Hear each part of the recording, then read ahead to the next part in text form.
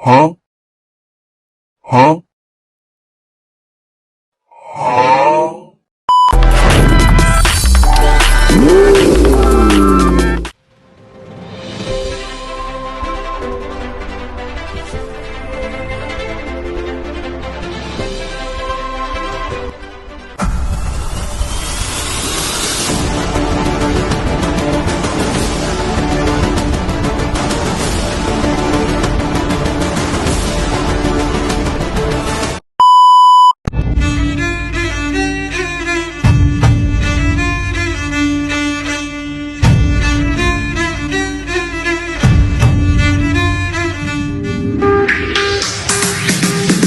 Every night in the night, I feel the rhythm of the stream.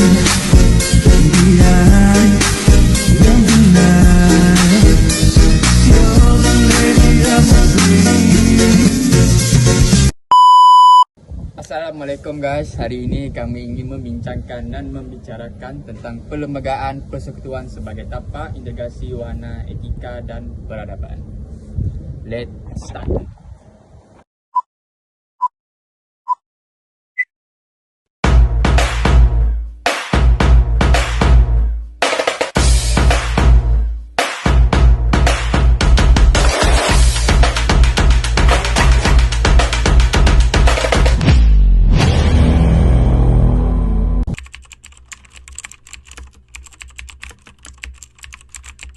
Terdapat tiga pembagian tapak integrasi, iaitu yang pertama makro, dasar atau undang-undang yang dibuat oleh kerajaan untuk menyelesaikan masalah.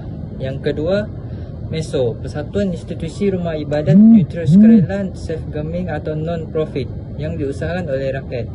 Yang ketiga, iaitu akhir sekali mikro, kedai makanan, majlis perkahwinan dan sukan yang diinisiatif oleh rakyat.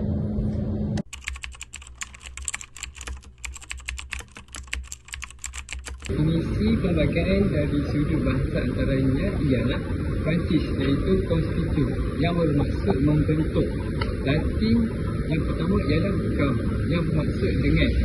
Latin yang kedua ialah texture yang bermaksud membentuk struktur agar dapat mendirikan ataupun menetapkan.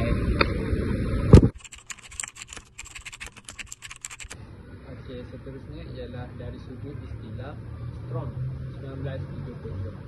Suatu kumpulan yang mengurus kekuasaan kerajaan, hubungan antara pemimpin dan rakyat dan perkara berkaitan hak-hak yang dimiliki dalam sesebuah negara.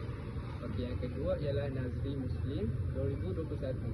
Undang-undang tertinggi dan kewujudannya tidak boleh ditentang mana-mana pihak, merangkumi elemen dasar dan panduan asas dalam pemerintahan sesebuah negara. Terdapat dua jenis perlembagaan persekutuan. Pertama ialah bertulis, disusun dalam satu dokumen, iaitu sukar dijual dan pindaan. Lisan yang kedua tidak disusun dalam satu dokumen. Perlembagaan terdapat dalam pelbagai sumber. Contohnya akta, parlimen, keputusan mahkamah, pendapat tokoh perundangan.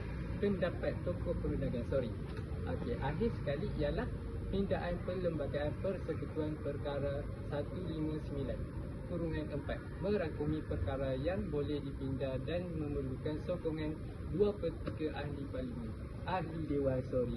Perkara 161/I memerlukan persetujuan yang di-Pertuan Negeri Sabah dan Sarawak dan juga sokongan 2/3 ahli dewan. Perkara 159/5 sebarang pindaan perlu mendapat sokongan 2/3 ahli dewan dan perkenan Majlis Raja-Raja. Okey, itu saja.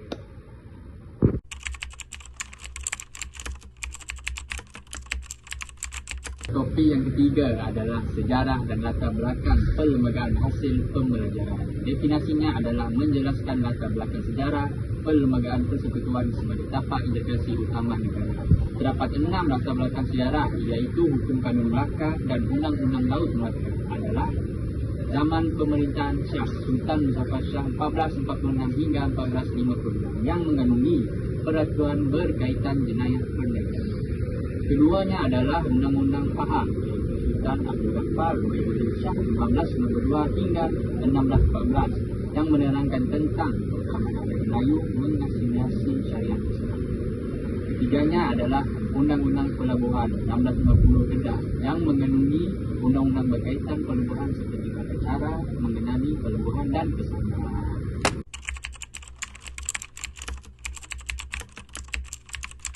Akhir sekali adalah sejarah latar belakang tanah Melayu, iaitu Malayan Union 1946 yang memberi hak kerajaan kepada orang yang bukan Melayu, iaitu prinsip Dusoli, Domino dan Majlis Penasihat sebagai pemerintah dan menubuhkan Majlis Perundangan dan Majlis Masyarakat Kerajaan. Persekutuan Tanah Melayu 1948 iaitu kerajaan pusat mempunyai kuasa dalam semua perkara, namun kuasa negeri masih dikekalkan dalam bidang kuasa raja-raja, urusan adat istiadat dan hal ehwal agama. Yang ketiganya adalah Persekutuan Tanah Melayu 1957 yang menghubungi pelbagai persekutuan yang baru, Perlembagaan Negara Pulau Pinang dan Melaka. Akhir sekalinya adalah Malaysia 1963 yang menghubungi persetujuan Sabah dan Sarawak untuk menyertai Malaysia. Terima kasih.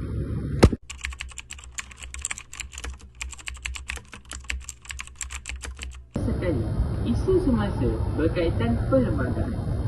Komisen Perlembagaan, Pentadbiran Perlembagaan Komisen, Komisen Perlembagaan Kontrak Sosial, Perlembagaan Pasal PRU ke-14, Kedudukan Islam, Pembuburan Jatim, Pelantikan Peguam Negara memperhatikan peranan institusi beraja pelbagai pemikiran liberal. Diskriminasi perlindungan kepada golongan yang melihat ketinggalan. Diskriminasi perlindungan ini relevan untuk digunakan pada masa kini di Malaysia. Sekian, terima kasih kepada saya.